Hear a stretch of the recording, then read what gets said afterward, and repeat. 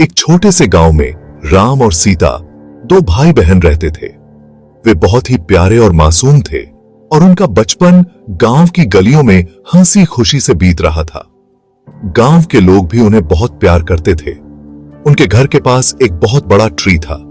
यह ट्री गांव के बीचों बीच स्थित था और सभी के लिए एक महत्वपूर्ण स्थान था। गांव वाले उसे कर्मा वृक्ष कहते थे। इस वृक्ष का नामकरण इसलिए हुआ था क्योंकि लोग मानते थे कि यह ट्री उनके कर्मों का फल देता है। यह ट्री बहुत पुराना था। इसकी जड़ें इतनी गहरी थीं कि मानो धरती के दिल तक पहुंचती हों। कहते हैं कि इस ट्री में दैवीय शक्ति थी। लोग मानते थे कि इस ट्री के नीचे बैठने से मन की शांति मिलती है और सभी दुख दूर हो जाते हैं। राम और सीता बचपन से ही इस ट्री के नीचे खेला करते थे। सामे घंटों इस ट्री के नीचे बिताते थे, कभी खेलते कभी बातें करते। वे इस ट्री को अपना दोस्त मानते थे। उनके लिए यह ट्री सिर्फ एक पेड़ नहीं था बल्कि एक सच्चा साथी था। सारी बातें इसी ट्री को बताया करते थे।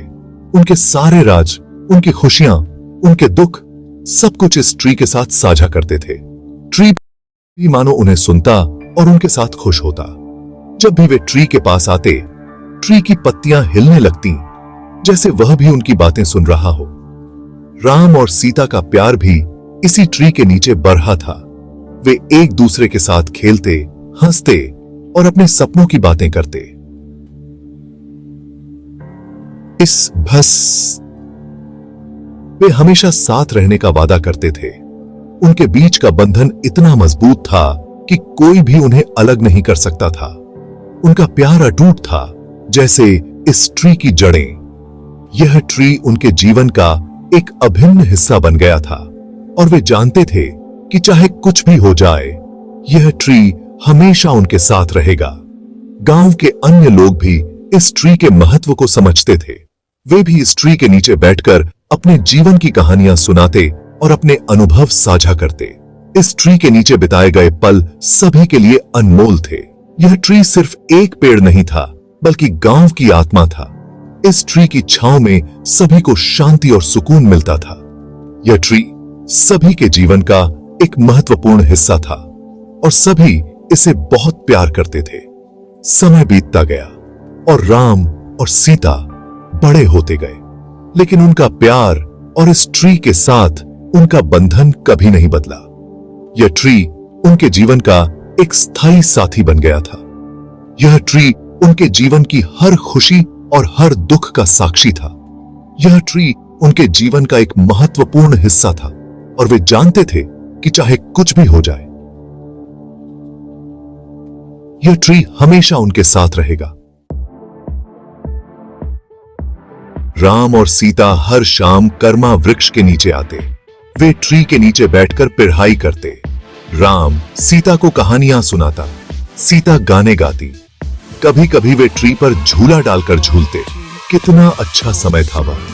उनका बचपन इस ट्री के नीचे बीता। ट्री भी उन्हें देखकर खुश होता। उसकी शाखाएं मानो उन्हें आशीर्वाद दे रही होती थीं। समय बीतता गया। दिन रात में बदलते रहे और रातें फिर से दिन में। समय का पहिया निरंतर घूमता रहा। राम और सीता बड़े हो गए। बचपन की मासूमियत अब जवानी की दहलीज पर थी। गांव की गलियों में खेलते हुए वे अब अपने भविष्य की ओर बढ़ रहे थे। राम को शहर जाकर पिरहाई करनी पड़ी। गांव की सीमाओं से बाहर निकलकर उसने अपने सपनों को पूरा करने का निर्णय लिया। परिवार ने उसे विदा किया। हमें सुन के आंखों में उम्मीद और दिल में दुआएं। सीता गांव में ही रही। उसने अपने परिवार और गांव की जिम्मेदारियों को निभाने का संकल्प लिया। उसकी आंखों में भी सपने थे, लेकिन वे गांव की मिट्टी से जुड़े थे। राम के जाने के बाद सीता अकेली हो गई। उसकी हंसी अब कम सुनाई देती थी और उसकी आंखों में एक अजीब सी उदासी छा गई थी।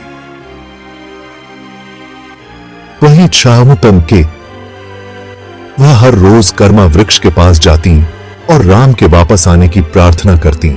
उस वृक्ष के नीचे बैठकर वह अपने दिल की सारी बातें कहती मानो वह वृक्ष उसका सबसे अच्छा दोस्त हो। ट्री भी मानो उनका दर्द समझता था। उसकी शाखाएं सीता के दुख को महसूस करती और हवा में धीरे धीरे हिलती। उसकी शाखाएं झुक जाती मानो वह भी उदास हो। पत्ते धीरे धीरे गिरते जैसे वे भी सीता के आंसुओं के साथ बह रहे हों। समय का पहिया घूमता रहा, लेकिन सीता की उम्मीदें अडिग रहीं। शहर में राम भी अपनी बहन को याद करता रहता था। उसे अपनी बहन की बहुत फिक्र होती थी। वह जल्दी से जल्दी पढ़ाई पूरी करके गांव वापस आना चाहता था। एक दिन उसे पता चला कि गांव में बहुत बड़ा तूफान आया है। उसे अपनी बहन की और भी चिंता होने लगी। वह तुरंत गांव के लिए निकल पड़ा।